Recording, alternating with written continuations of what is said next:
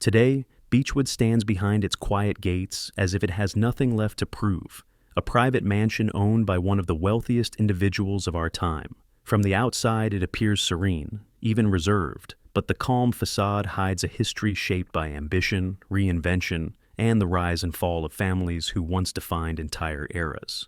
Its walls have witnessed lavish celebrations that set the tone for high society, moments of intense public scrutiny, and long stretches of silence when the world seemed to forget it existed. Yet every room, every shadowed corridor, still carries the imprint of those who passed through it, as if the house itself remembers more than it should.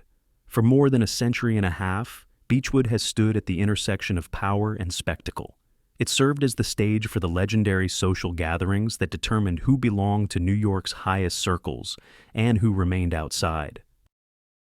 Later, it shifted into new roles, once a vibrant cultural landmark alive with actors recreating the Gilded Age, now a private estate once again, preparing quietly for its next transformation.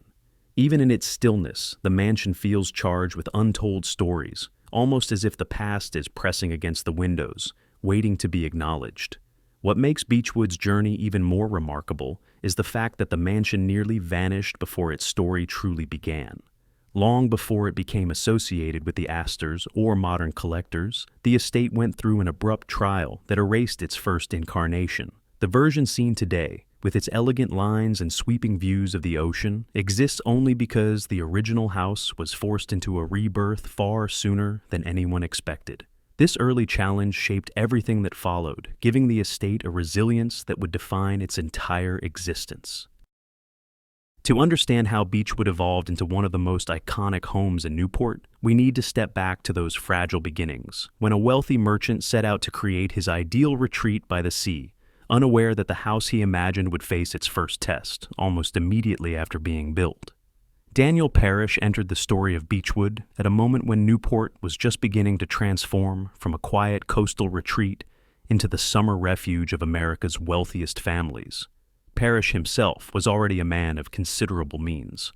After inheriting vast shares in railroads, factories, and banks from his influential uncle, he suddenly found himself among the most prosperous figures of his generation. With financial security firmly in place, he began seeking something less tangible but far more personal, an escape from New York's increasingly crowded social stage, a sanctuary shaped entirely by his own vision. Newport, with its ocean breezes and rising reputation among elite circles, felt like the perfect canvas for that dream.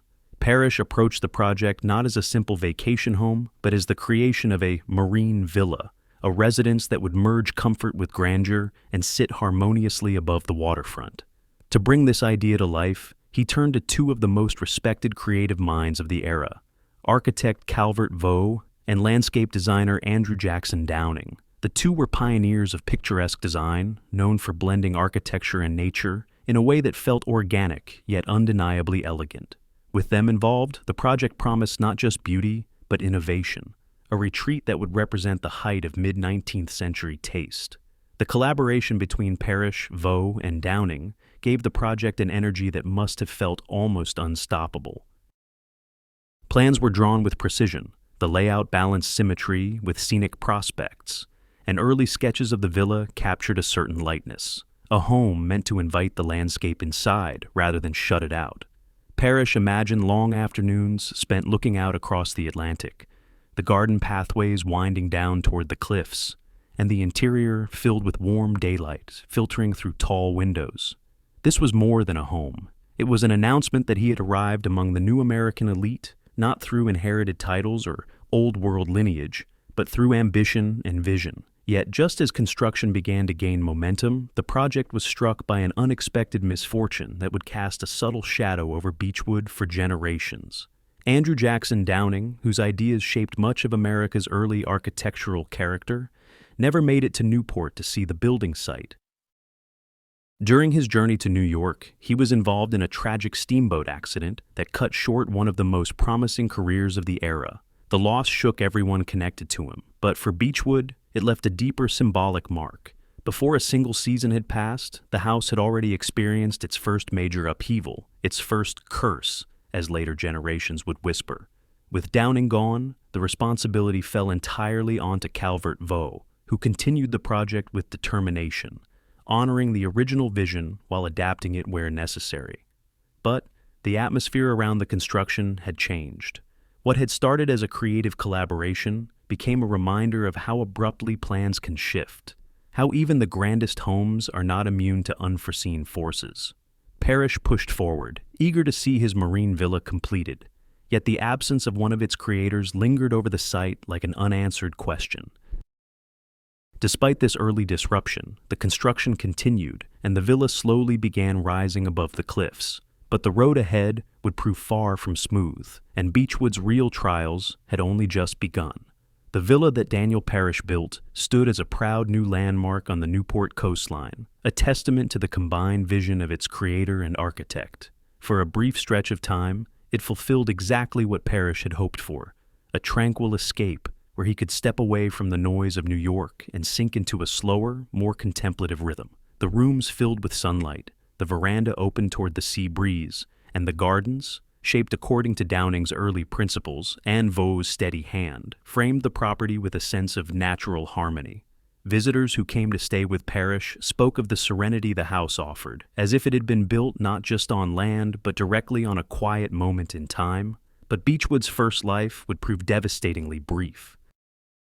In the summer of 1855, only 3 years after the final touches were completed, disaster struck with a suddenness that gave no room for preparation or rescue. A fire ignited somewhere within the structure. No one ever identified the exact spark, and the flames spread with horrifying speed through the wooden framework. Newport's firefighting resources were limited in those days, and by the time help arrived, the house was already engulfed. What moments earlier had stood as a model of grace and architectural ambition was reduced to a collapsing silhouette against the orange glow of the blaze.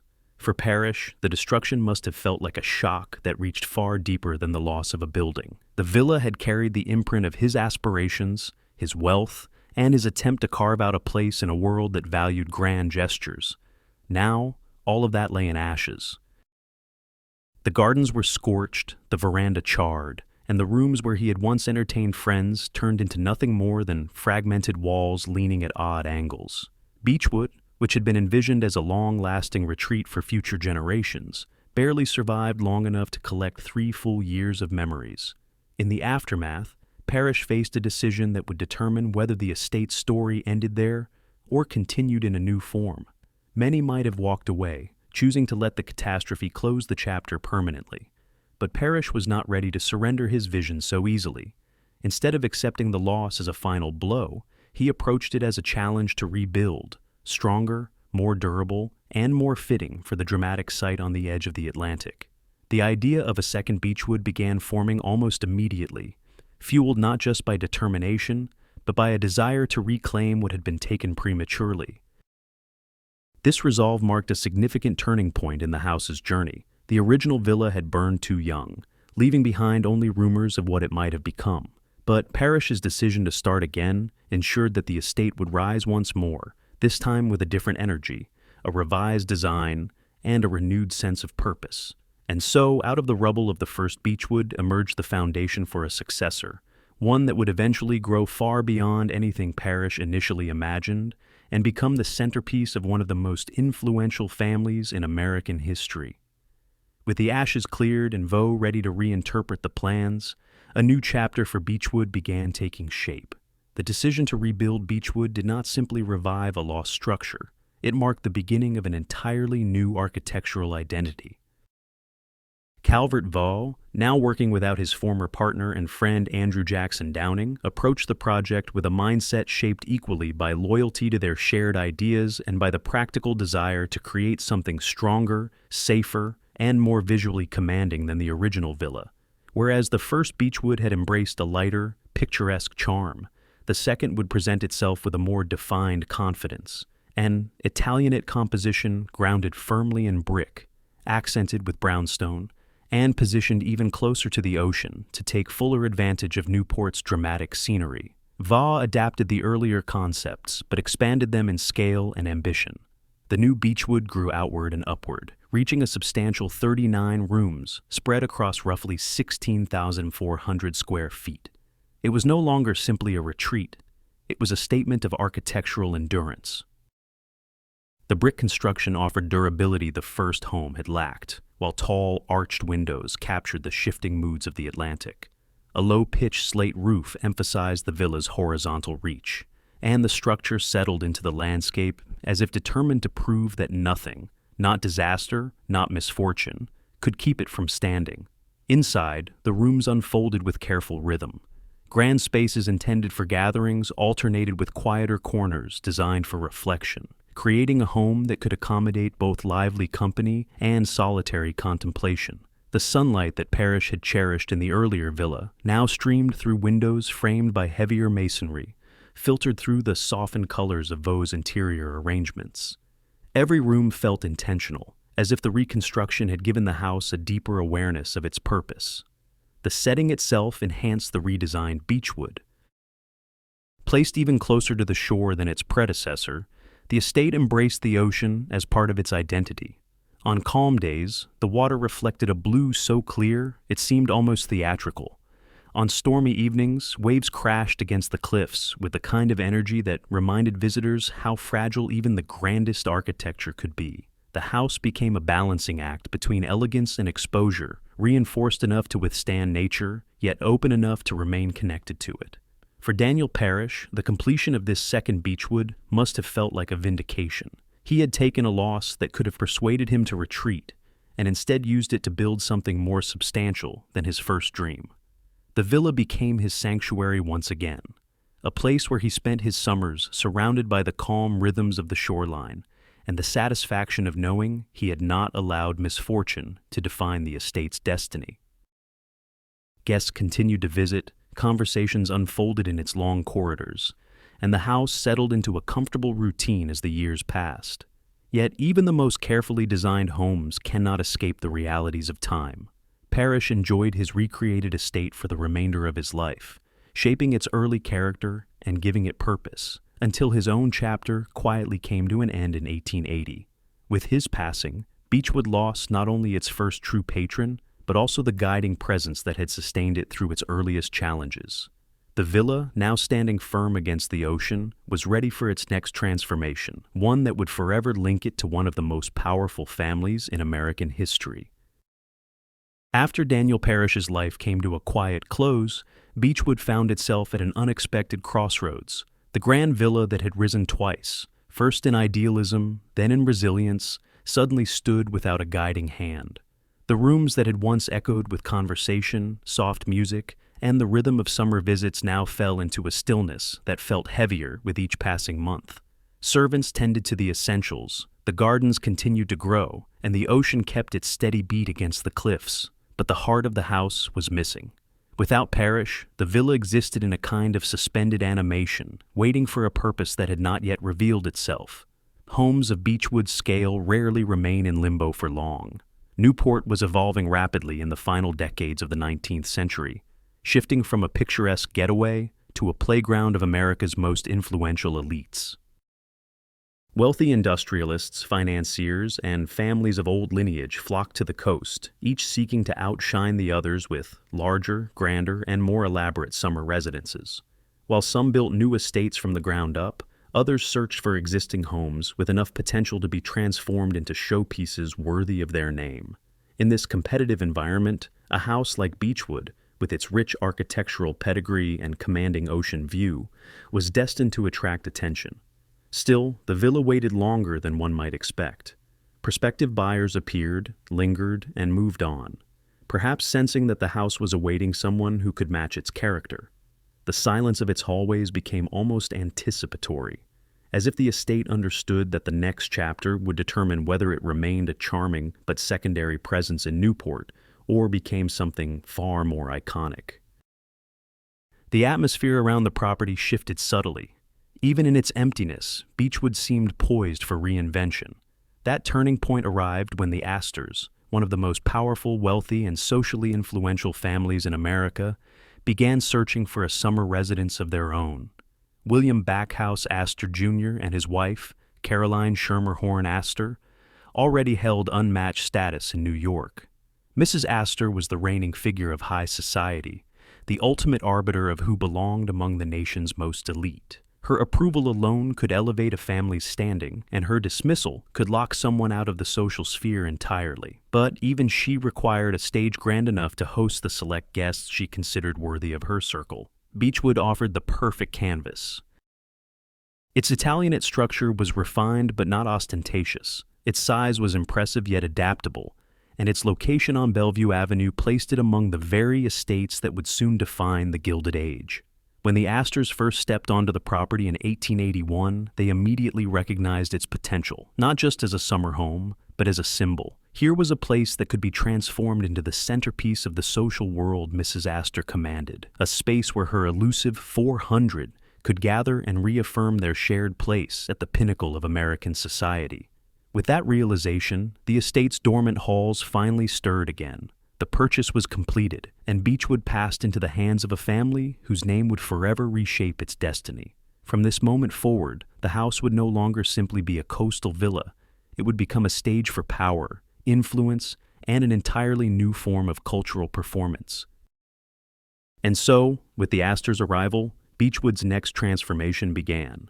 When Beechwood passed into the hands of William Backhouse Astor Jr. and his wife, Caroline Schermerhorn Astor, the house entered a world far larger and far more scrutinized than anything Daniel Parish could have imagined. For the Astors, this was not merely a pleasant seaside retreat. It was the physical extension of their authority within a society obsessed with hierarchy, ritual, and visibility. And at the very center of that world stood one woman, Mrs. Astor, whose name alone carried enough influence to determine the shape of New York's social order. Caroline Astor was already an icon long before she set foot in Beechwood.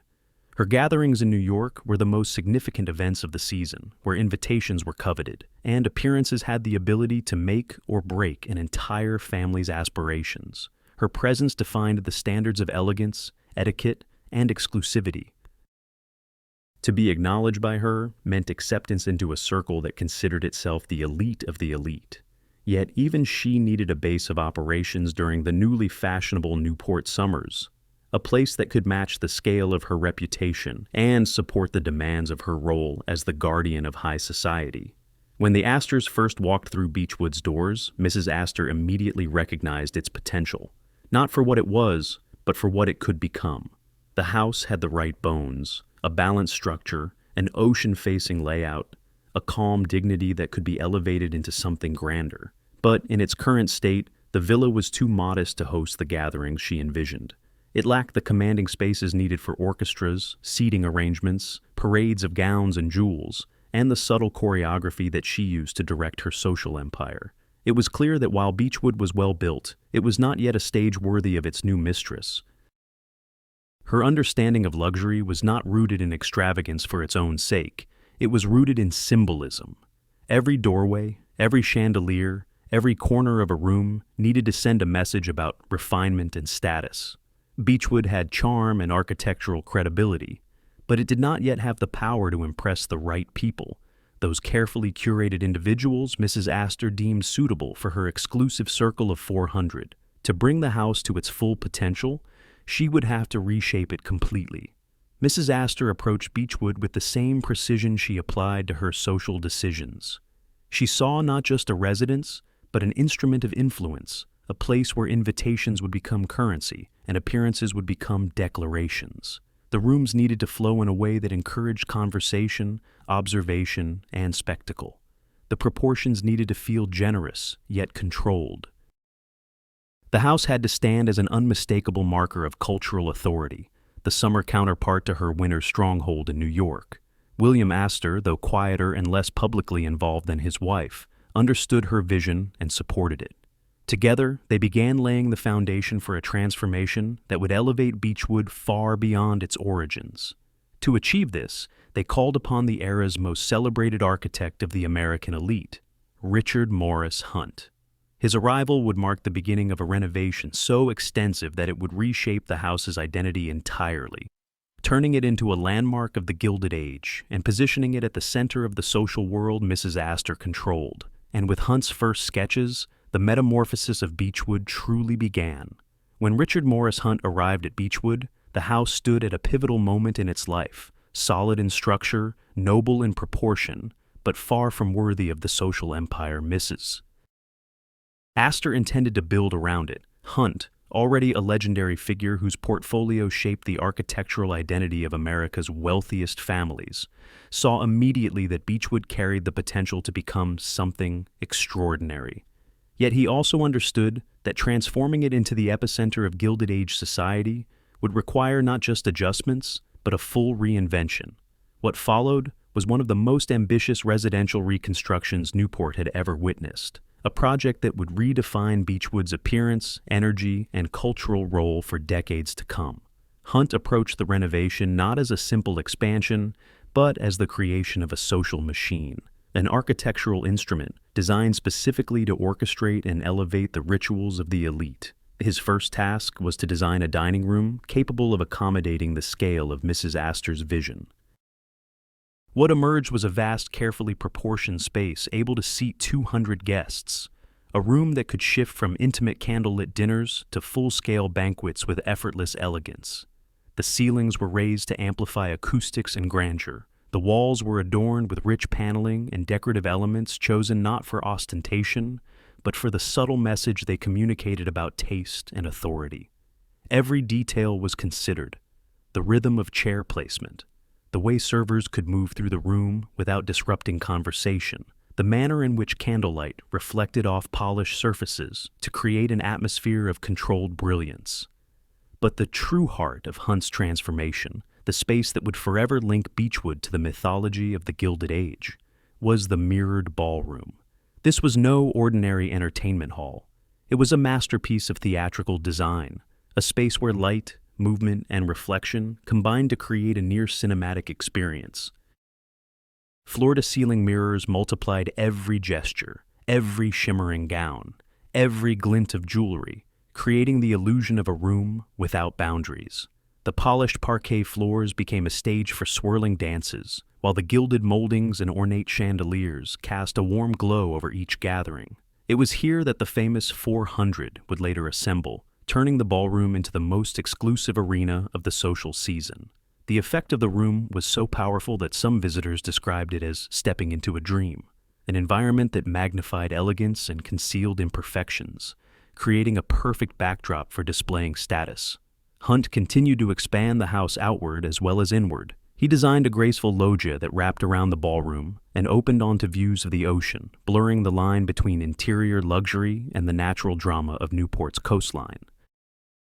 On warm evenings, guests could drift from the intensity of the ballroom's reflections into the softness of the sea breeze, their conversations moving from the music inside to the quiet rhythm of waves striking the cliffs below. The loggia became an essential part of Beechwood's charm, offering a moment of relief from the spectacle within and a literal breath of fresh air before returning to the curated world of the Astor's social command. Inside, Hunt introduced interior motifs inspired by European influences, particularly from Paris, where he had trained and absorbed a refined understanding of spatial harmony. Mrs. Astor's music room, sometimes called the drawing room, received Parisian wallpaper depicting delicate scenes and patterns meant to evoke sophistication without excessive ornamentation. Furniture was arranged with almost mathematical precision to support the flow of conversation. No seat placement was accidental. Every grouping encouraged proximity, intimacy, or strategic observation, depending on the occasion. This careful social architecture turned the room into a subtle landscape of alliances and hierarchies, where friendships were strengthened, reputations were shaped, and decisions that influenced New York's social world were quietly made. Hunt's renovations extended throughout the property, reinforcing the estate's unity and transforming Beechwood into a home that could shift seamlessly from private refuge to public spectacle. It became a place where orchestras could perform without overwhelming the rooms, where hundreds of guests could circulate freely, and where the building itself seemed to guide the rhythm of every event. More than a house, Beechwood became an environment built to showcase the Astor's cultural dominance. Yet behind every elaborate detail, every gilded panel, and every architectural flourish, there was a cost, one that reached beyond finances. The renovation required enormous resources, both material and emotional. Workers labored for months, adjusting the structure room by room, sometimes tearing down recent additions, only to rebuild them in more precise configurations. The expenses soared far beyond what most families of the era could imagine. And for Mrs. Astor, the growing splendor came with pressure. The higher the expectations, the more demanding the social seasons became. Maintaining the image of perfection was a burden as heavy as the chandeliers hanging above her carefully orchestrated gatherings. Still, Beechwood succeeded in becoming exactly what she envisioned, a beacon of influence and a monument to the Gilded Age. But even in its brilliance, the house carried an undercurrent of tension, as if luxury itself were a delicate balancing act that could shift at any moment. At the height of its glory, Beechwood became something more than a house. It turned into a seasonal capital, a temporary kingdom where hierarchy, glitter, and carefully curated appearances ruled every waking moment.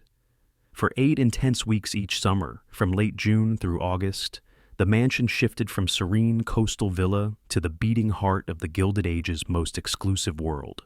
These weeks were not simply a series of gatherings. They were a performance in which every gesture mattered, every glance was meaningful, and every event contributed to the intricate social script written and directed by Mrs. Astor herself. As the season opened, Newport transformed. Carriages rolled down Bellevue Avenue, their wheels whispering against the gravel as guests arrived from New York, Boston, Philadelphia, and beyond. Servants rushed in choreographed motions across estates, preparing for the steady stream of dinners, music halls, picnics, and garden receptions that filled every day on the summer calendar. Mansions that sat quiet during the rest of the year suddenly glowed with lanterns and candlelight, and the sound of laughter drifted across the lawns long into the night. Yet even within this lively scene, Beechwood stood apart. It was not the largest house in Newport, nor the most ostentatious, but it was unquestionably the most significant. The reason was simple. Beechwood was the home of the woman who defined the 400, the select group said to represent the pinnacle of acceptable society. Whether the exact number was literal or symbolic did not matter. What mattered was that an invitation from Mrs. Astor carried more weight than any piece of paper in the country. Her approval was the key that opened the gates to high society, and her disapproval could quietly unmake reputations. Within these 8 weeks, the rules that governed the rest of the year in New York shifted to Newport, with Beechwood as the central stage where alliances were formed, marriages were encouraged, and ambitions were tested. The famous dinners at Beechwood were planned with precision that bordered on ritual. Guests entered through halls arranged to direct their movement naturally toward the great dining room. At the table, place settings were chosen to reflect subtle hierarchies, with positions of honor determined long before the evening began. Men and women arrived in gowns and suits whose fabrics shimmered softly beneath the light of dozens of candles, the air filled with the aroma of elaborate dishes prepared by a staff trained to execute the timing of a performance rather than a meal. Conversations unfolded in gentle waves, polished, articulate, occasionally daring, and Mrs. Astor, seated like a conductor at the center of her creation, guided the room's rhythm with a single raised eyebrow or a well-timed remark. Yet, it was the ballroom that held the true magnetism. On nights when the mirrored hall came alive, Beechwood seemed to transcend its physical boundaries. The orchestra's music echoed across the polished floors, weaving through the reflections until the dancers themselves looked multiplied, shifting, floating, glowing beneath the chandeliers. Couples swirled through the room, their movements caught and refracted again and again by the mirrors lining the walls. To stand on the edges of the ballroom during such evenings was to witness a kind of social alchemy, where status and elegance became indistinguishable, and where every gesture could be interpreted as a statement of belonging. Beyond the grand spectacles, Beechwood also facilitated quieter interactions that held equal significance. Afternoon teas offered opportunities for discreet conversations, strategic introductions, and the cultivation of alliances that often shaped the social season to come. While the public events dazzled, it was these intimate gatherings, conducted in softly lit drawing rooms or beneath the shade of the loggia overlooking the cliffs, that anchored the Astor's influence. Friendships were nurtured, rumors were exchanged, and decisions that affected entire social circles were often made during these seemingly simple encounters. During these 8 weeks, Beechwood operated with a momentum that felt almost unstoppable. Staff moved seamlessly through the service halls, orchestrating the behind-the-scenes work that sustained the rhythm of the season. In the kitchen, preparations for elaborate meals began before sunrise and often continued late into the night. Florists delivered fresh arrangements daily, filling the house with the soft fragrance of roses, lilies, and peonies. Musicians rehearsed their pieces, housekeepers polished the floors until they reflected light like liquid gold, and the groundskeepers trimmed every hedge to perfection. Everything existed in service of maintaining an atmosphere of effortless brilliance, even though the effort itself was immense. To the visitors, Beechwood appeared timeless, as if it existed outside the pressures of ordinary life. But beneath the polished surface lay the truth. The season was a delicate balancing act, one that demanded constant attention, flawless execution, and a kind of disciplined grace from everyone involved. The success of the 8 weeks relied on the illusion that everything happened naturally, when in reality nothing was left to chance. Still, for those who stepped through Beechwood's doors during its golden era, the experience was unforgettable.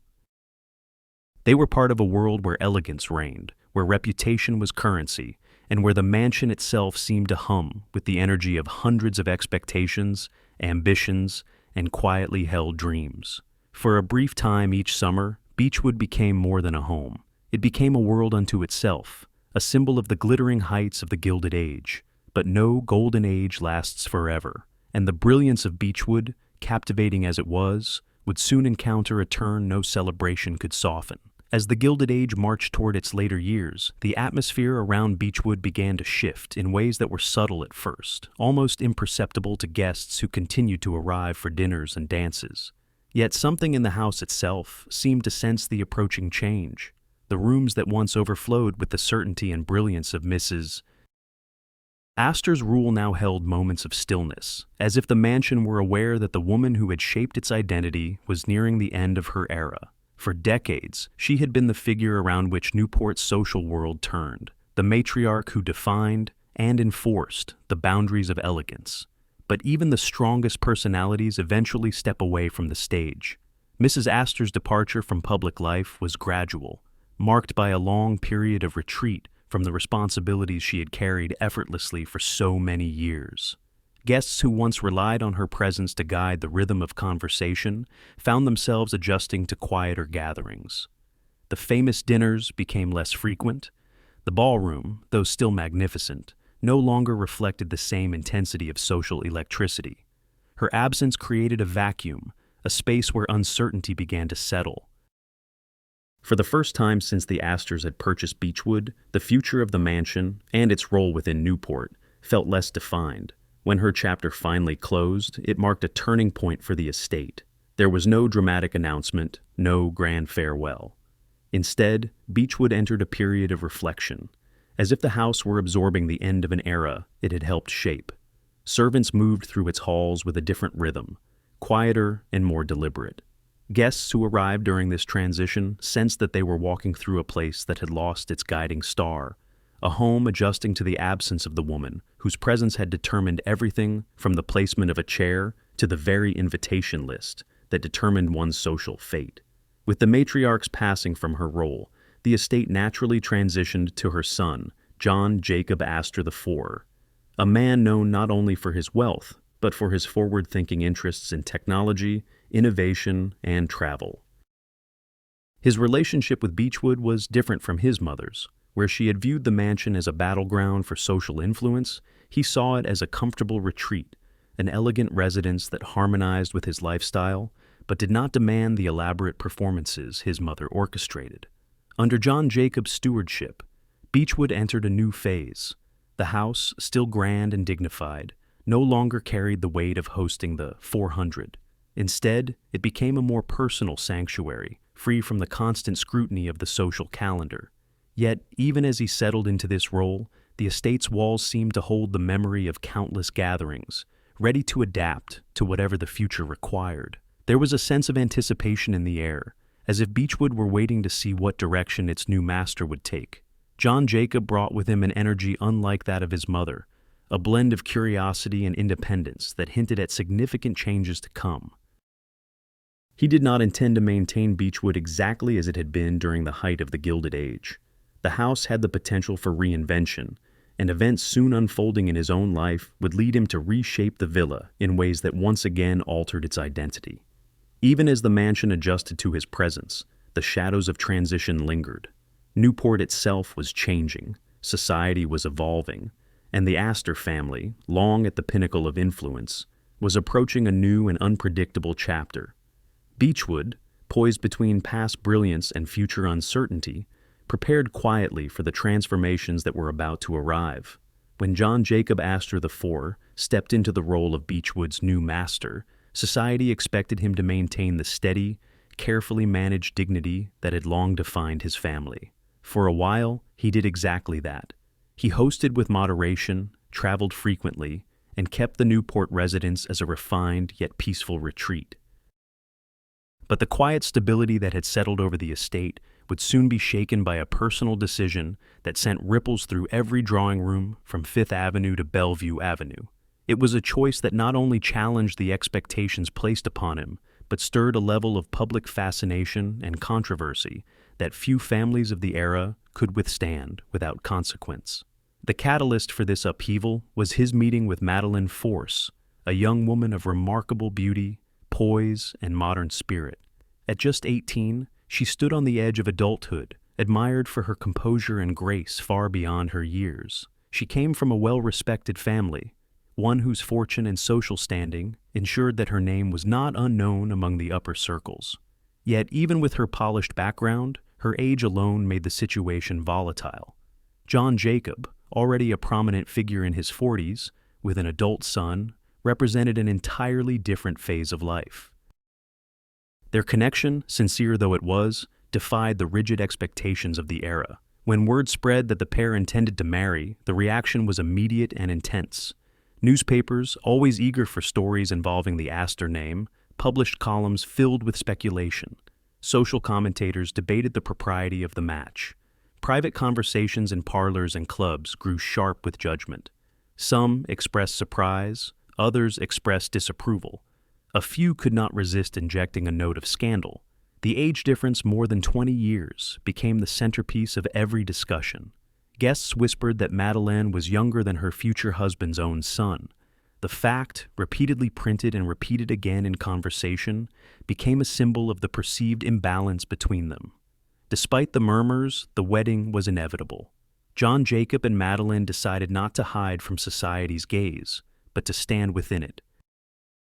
And in a gesture that blended personal significance with theatrical symbolism, they chose Beechwood's mirrored ballroom, once the heart of the Gilded Age's most exclusive gatherings, as the place to formalize their union.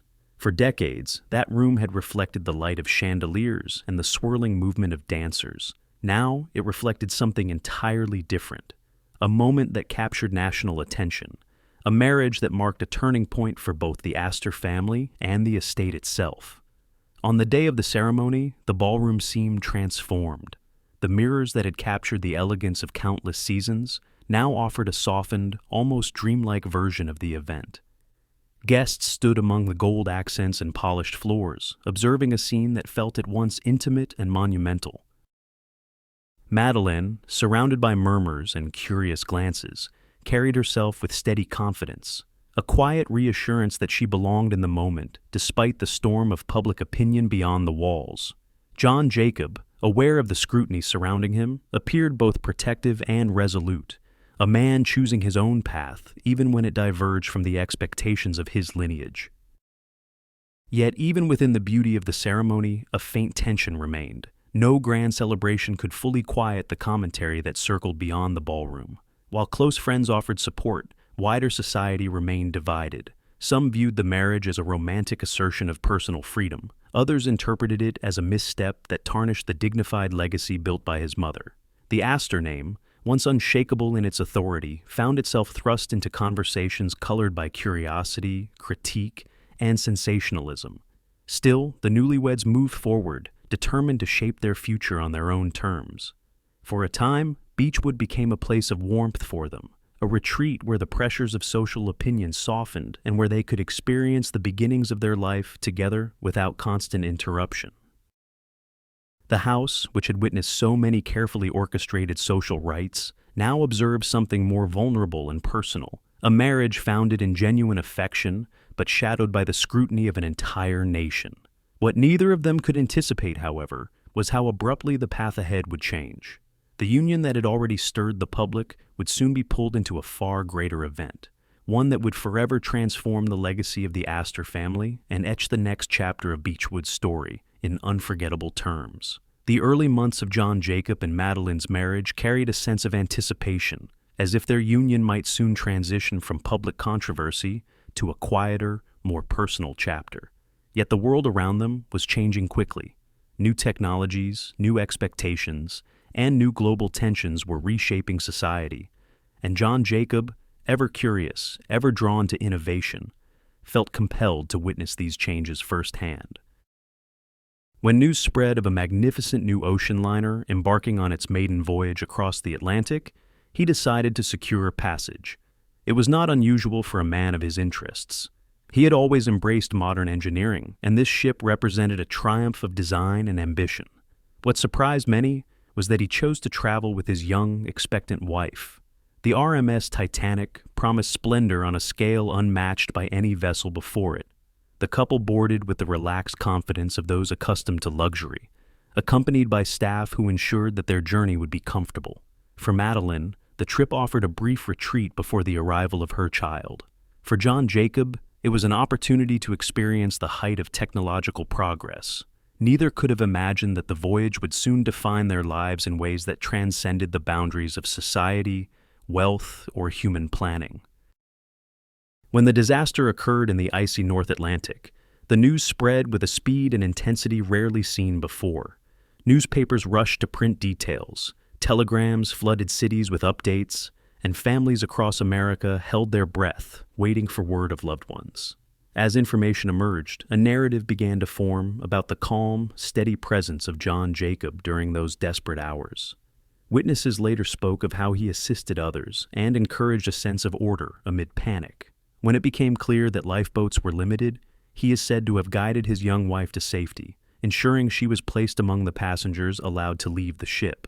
His actions reflected the same quiet determination he had shown in his everyday life, focused, self-assured, and guided by a deep sense of responsibility.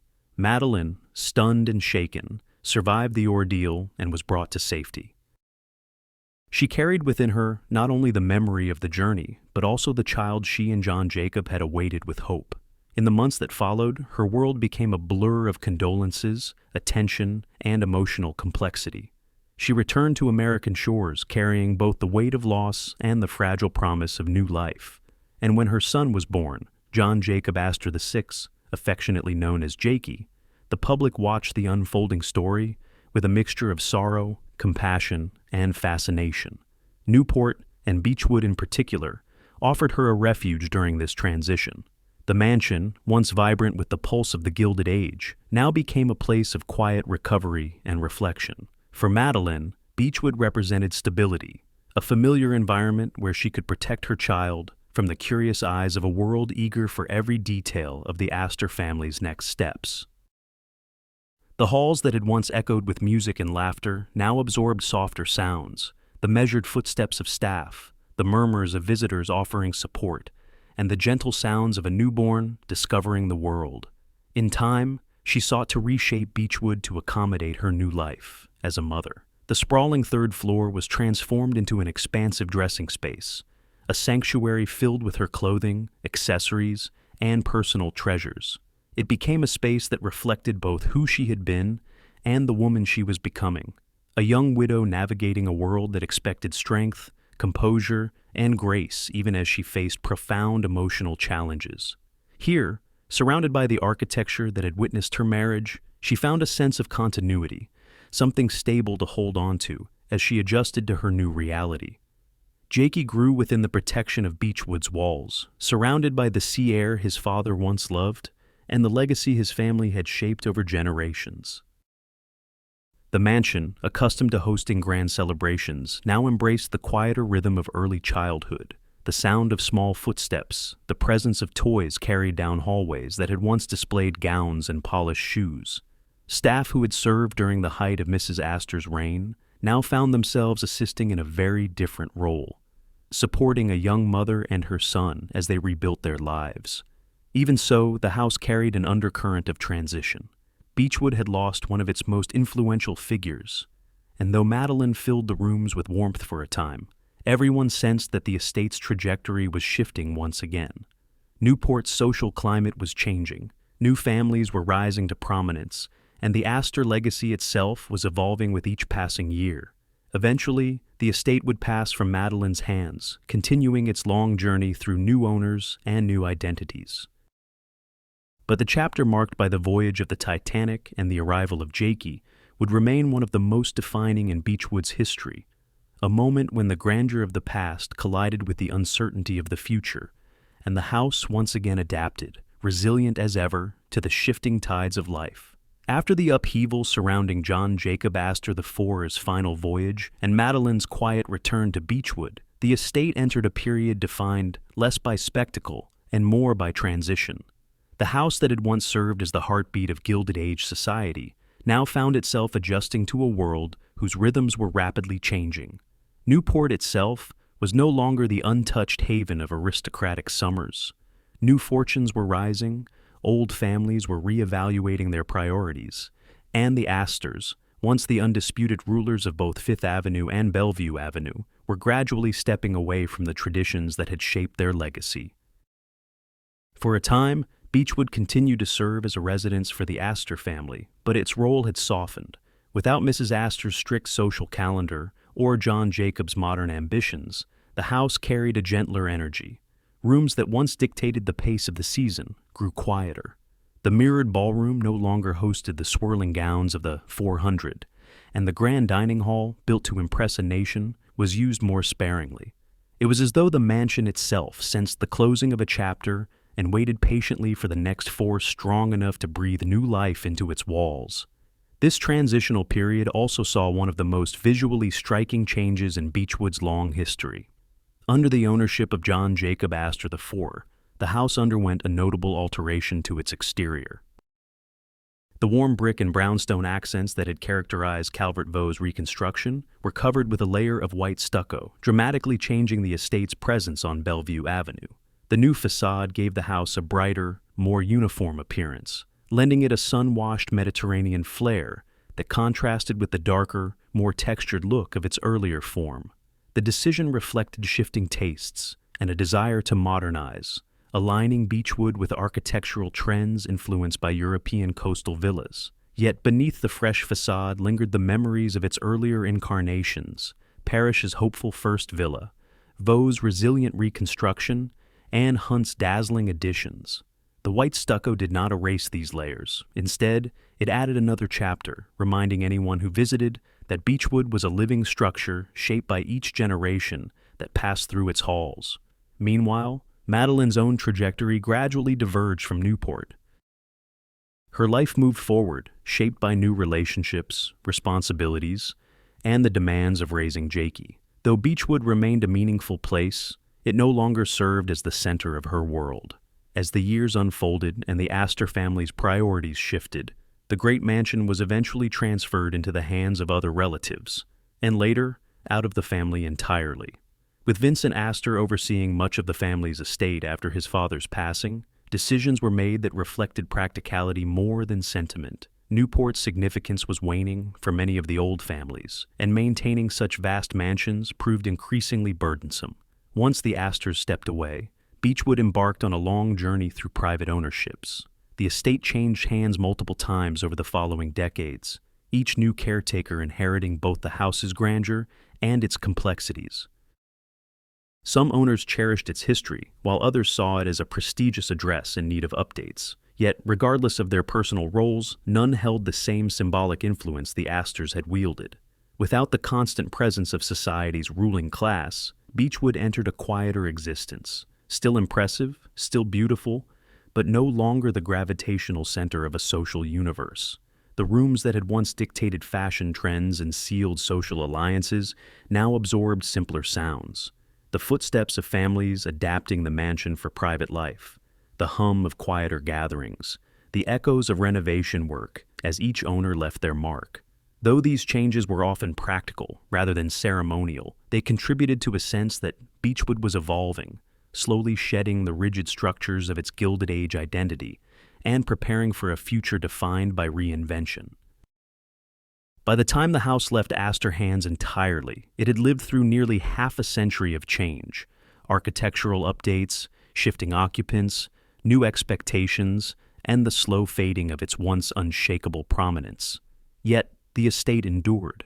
Even without the Astor name, Beechwood retained an unusual magnetism, as though its history continued to draw those who recognized its significance.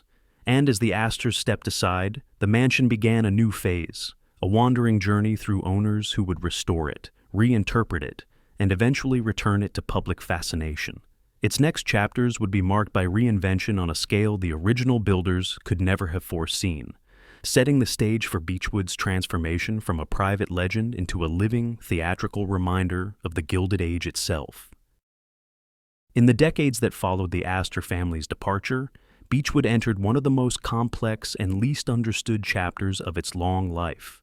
A stretch of roughly 40 years, during which the mansion moved through one private owner after another, never staying long enough with any single family to regain a stable identity.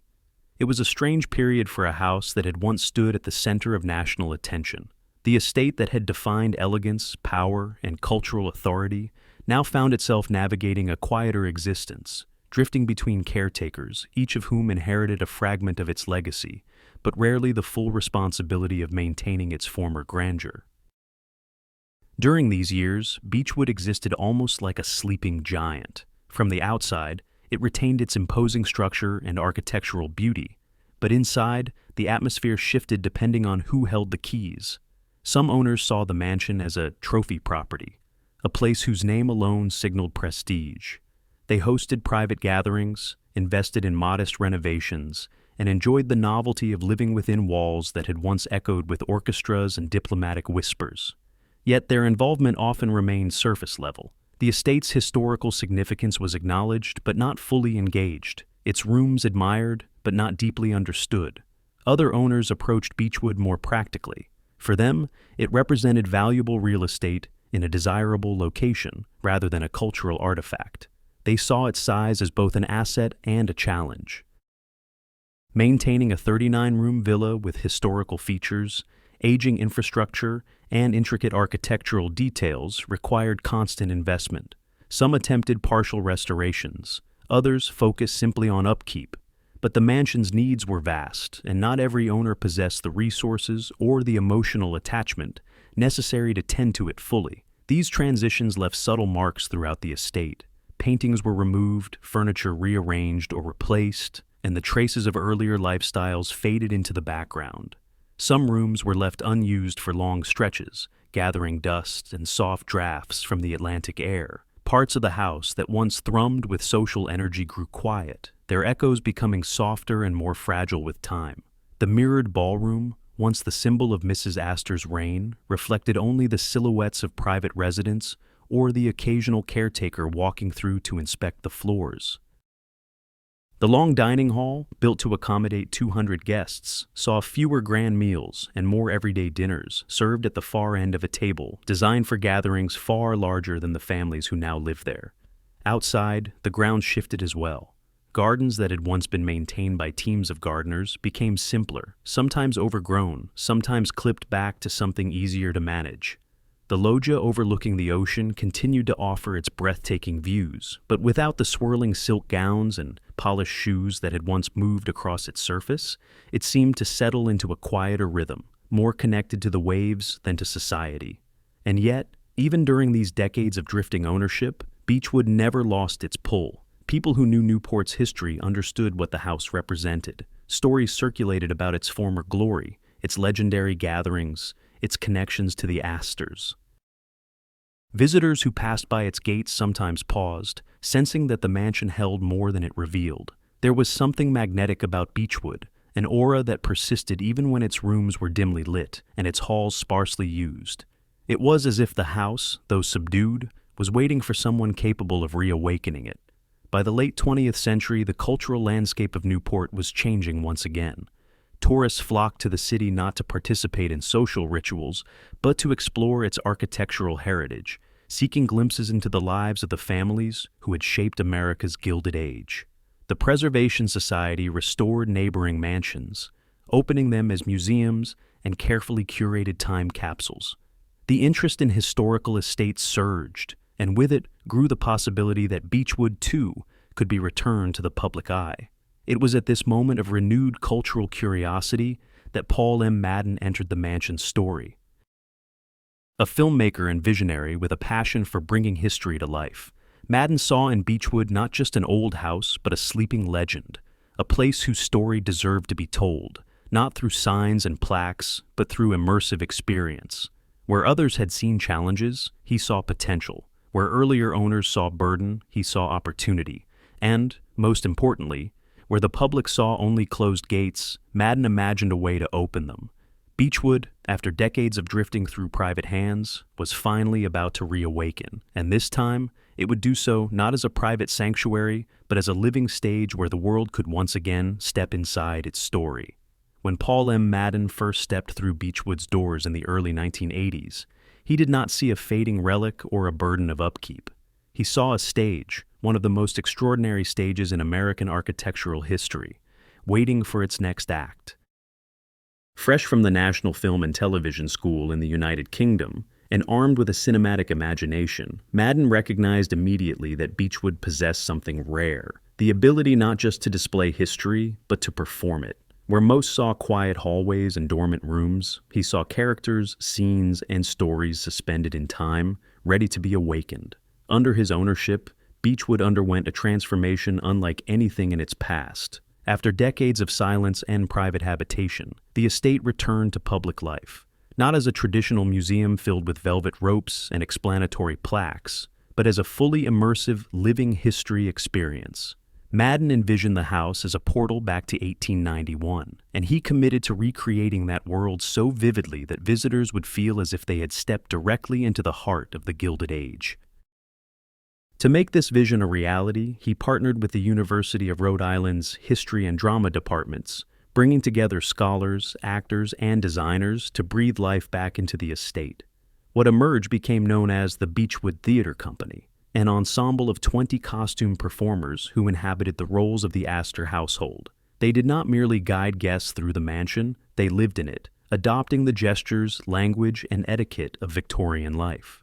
Visitors did not encounter docents. They encountered butlers greeting them at the door, housemaids bustling through corridors with polished silver in hand, footmen discussing the schedule of the evening's dinner, and a head housekeeper managing the controlled chaos of a grand estate preparing for the season. Every actor remained in character throughout the experience, creating the illusion of a home not preserved, but alive. The tour itself unfolded like a theatrical production. Guests entered Beechwood as though they were applying for summer positions on Mrs. Astor's staff. The actors evaluated them with playful seriousness, asking questions, offering small tasks, and drawing them into the rhythm of household life. They moved through both the opulent family rooms and the rarely seen servants' quarters, revealing the dual worlds that coexisted within the estate's walls. The mirrored ballroom became the backdrop for reenacted social rituals. The dining room framed stories of lavish dinners. The loggia whispered memories of evening strolls under lantern light. What had once been a static architectural marvel now pulsed with energy, voices, and narrative. During the summer months, when the fictional Astor family was said to be in residence, the actors expanded their roles, embodying not only the staff, but also the Gilded Age elite themselves. They recreated conversations, planned events, and offered glimpses into the intricate dance of high society. Guests did not merely observe history, they participated in it, becoming part of a storyline that blurred the boundary between past and present. Many left the estate feeling as though they had lived a parallel life for an hour, stepping into the shoes of individuals whose world had existed a century before. Beechwood transformed into one of Newport's most beloved cultural attractions. More than 1 million visitors passed through its doors, guided by voices that echoed with both humor and historical accuracy. Madden hosted grand events that mirrored the house's original social brilliance, elaborate balls, charity galas, even gatherings honoring dignitaries, royals, and prominent figures.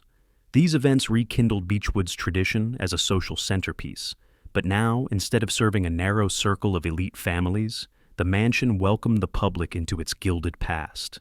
The estate's rooms, once quiet and dim, again vibrated with movement and purpose.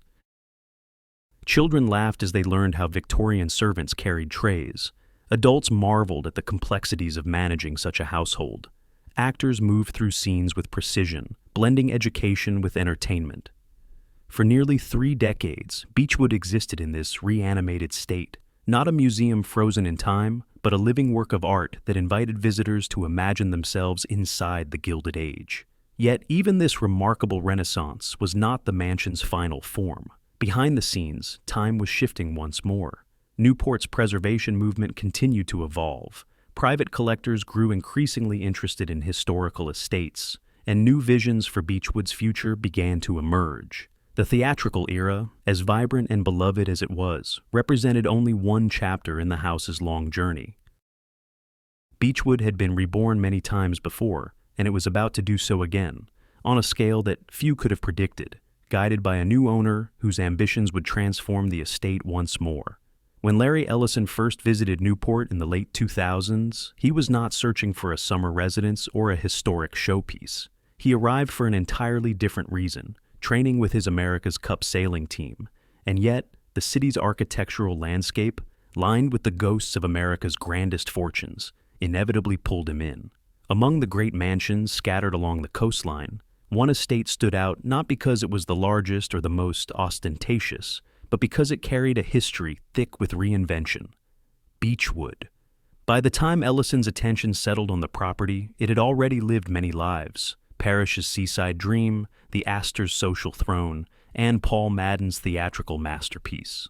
What it lacked, however, was long-term certainty. Its story felt suspended, waiting for someone with the vision and the means to guide it toward its next chapter. Ellison saw in Beechwood what few before him had fully grasped, a structure that was not just historically significant, but fundamentally cinematic in its ability to capture the imagination. For a man whose technological empire thrived on innovation and transformation, the mansion represented an irresistible challenge.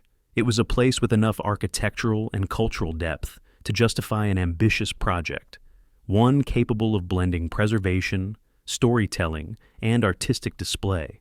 And so, in 2010, he made the decision that would alter Beechwood's destiny once again. He purchased the estate for $10.5 million, adding it to his growing portfolio of historic properties around the world. But Ellison's plans extended far beyond simple ownership. He envisioned a restoration so thorough and meticulous that it would return Beechwood to its 1881 condition, the state in which Richard Morris Hunt had delivered it to the Astor family at the height of the Gilded Age. Achieving such accuracy required not only architectural expertise, but also an almost archaeological dedication to uncovering the estate's original details. Teams of historians, restorers, artisans, and craftsmen were brought in to study period photographs, blueprints, and surviving architectural fragments. Every molding, every hinge, every piece of carved wood was examined and either preserved or replicated with obsessive precision. The cost of this project soon surpassed $100 million. Walls were reinforced, structural weaknesses addressed, and rooms stripped back to reveal the bones of their earlier incarnations. Decorative elements were recreated using traditional techniques.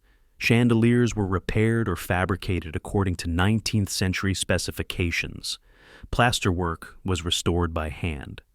Even the estate's other buildings, carriage houses, service wings, and guest accommodations, were painstakingly evaluated and reconstructed. Where earlier owners had modernized, simplified, or repainted, Ellison sought authenticity, aiming to bring back the richness of materials and the bold character that defined the house during Mrs. Astor's reign. In parallel with the restoration, Ellison began acquiring surrounding parcels of land. Over several years, he purchased neighboring homes and properties until he ultimately reassembled the 9-acre estate that the Astors had originally created. For the first time in more than a century, Beechwood and its grounds resembled their 19th century footprint, complete with the spatial relationships Hunt had envisioned: private lanes, visual sightlines, and carefully framed approaches to the main house.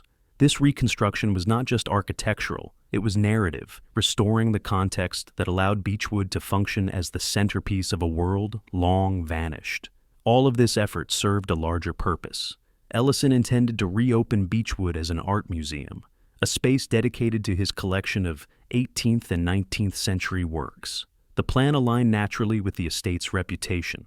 After all, Beechwood had always been an exhibition of taste and cultural identity, whether through the Astor's social rituals or Maddeine's theatrical recreations. Transforming it into a museum felt like a continuation of its role, offering the public not only the chance to walk through history, but also to engage with art in a setting that had itself become a masterpiece. By 2017, the house had received a permanent certificate of occupancy, a bureaucratic milestone indicating that, at least structurally, the restoration was complete. Yet the museum's doors did not swing open as expected. The grounds still awaited landscaping, and certain stages of the project moved slower than anticipated. Then, with the arrival of global events in 2020, progress paused again. Beechwood, so close to its next public rebirth, remained closed behind its gates. And so, the mansion stands once more in a moment of suspended anticipation. Restored to a level of beauty it has not known since the days of Mrs. Astor, it waits quietly, its chandeliers polished, its ballroom luminous, its terraces overlooking the restless Atlantic. From the outside, one can only imagine what the interior now looks like, whether footsteps echo through its halls, whether light bends across the mirrors the same way it once did during the Gilded Age, whether the restored gardens are beginning to reclaim their former elegance. What is certain is that Beechwood, having survived fires, transformations, family legacies, decades of drifting ownership, and radical reinvention, is ready again to open its story to the world. Its doors remain closed for now, but the house appears prepared, poised at the edge of another beginning, waiting for the moment when visitors will once again walk through its rooms and feel the presence of every era layered within its walls. The next chapter has not yet been written, but all the elements are in place. Beechwood has risen many times before, and when it opens again, it will not just reveal a restoration, it will reveal a resurrection.